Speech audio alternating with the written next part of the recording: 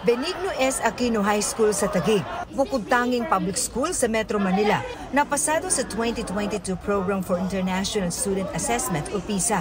Sa mga private school, 5 lang ang pumasa sa NCR.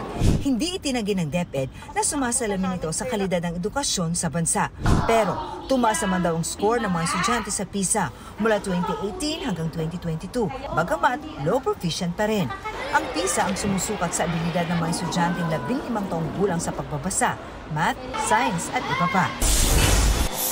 Mga lugar na apektado ng tagtuyok dahil sa El Nino, darami pa ngayong buwan. Sa forecast ng Pag-asa, 24 na probinsya sa Luzon at isa sa Visayas ang makararanas ng drought o 3 magkasunod na buwang lubhang mas mababa kaysa normal na dami ng ulan. 17 probinsya ang maaapektuhan ng dry spell, habang 10 probinsya ang may dry condition. Marisol Abduraman, nagbabalita para sa GMA Integrated News. Huwag magpahuli sa mga balitang dapat ninyong malaman. Mag-subscribe sa GMA Integrated News sa YouTube. Sa mga kapuso abroad, subaybayan nyo kami sa GMA Pinoy TV at sa www.gmanews.tv.